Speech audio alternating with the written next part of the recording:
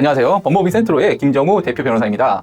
오늘은 많은 분들이 헷갈려하시는 한국토지주택공사, LH 등이 단독으로 시행하는 공공재개발, 공공재건축, 즉 공공방식의 정비사업에서 여러 부동산을 소유하고 있는 소위 다물권자로부터 일부 부동산을 매수했을 경우에 그 매수인에게 단독 분양 자격이 인정되는지 여부에 관한 문제에 대해서 말씀드리려고 합니다. 쉽게 말해서 공공재개발, 공공재건축 구역에서 여러 채를 가진 사람이 부동산을 일부 팔았을 때 그걸 산 사람이 단독 입주권, 즉 분양 자격을 혼자 독립적으로 인정받을 수 있느냐, 이 문제인데요.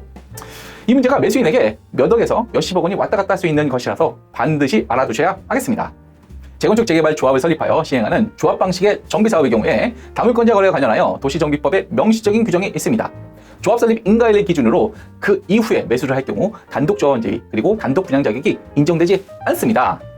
그러나 LH 등이 사업 시행자가 되어 진행하는 공공재개발, 공공재건축의 경우에 다물권자 거래와 분양 자격에 관하여 도시정비법에 명시적인 규정이 없어서 이에 대한 문의가 정말 많았습니다. 더구나 그 매매 시점에 따라서 단독 분양 자격 인정 여부가 달라지기 때문에 매수인의 입장에서는 그 매매 시점이 매우 중요한 문제였습니다.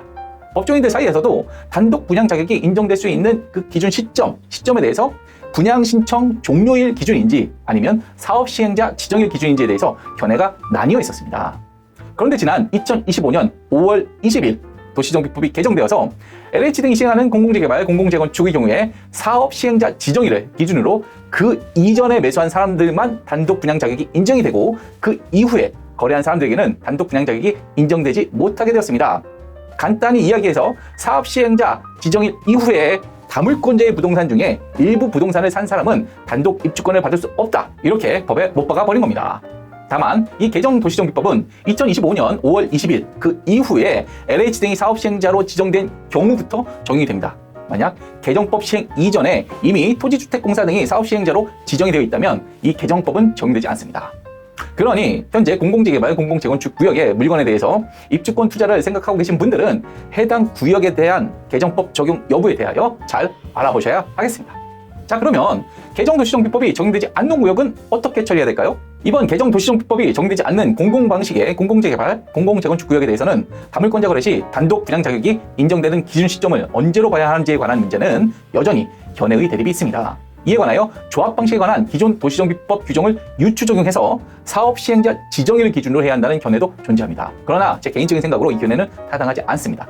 왜냐하면 분양 자격은 재산권에 관한 가장 중요한 권리인데요. 명시적인 규정이 없이 이를 제한하는 것은 문제가 있다고 생각하기 때문입니다. 더구나 조합 방식에 적용되는 분양 자격 제한 규정을 공공 방식에 무리하게 확대 적용하는 것은 법치주의 원칙에도 반한다고 생각합니다. 법조계에서도 개정법이 시행되기 이전에 공공방식의 정비사업에서 사업 시행자 지정일이 아니라 분양 신청 종료일을 기준으로 하여 단독 분양 자격을 판단해야 한다는 해석이 다수의 견해입니다. 간단히 설명해서 분양 신청 마감일까지 부동산을 샀다면 그 매수인도 입주권을 단독으로 받을 수 있다는 해석입니다. 제 개인적으로도 이 견해가 타당하다고 생각을 합니다.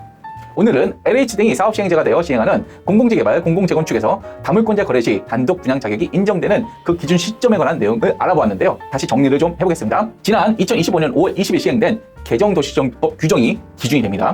2025년 5월 20일 그 이전에 토지주택공사 등이 사업 시행자로 지정이 된 현장에서는 단독 분양 자격이 인정될 수 있는 거래 시점을 분양 신청 기간 종료일까지로 보는 게 타당하고요.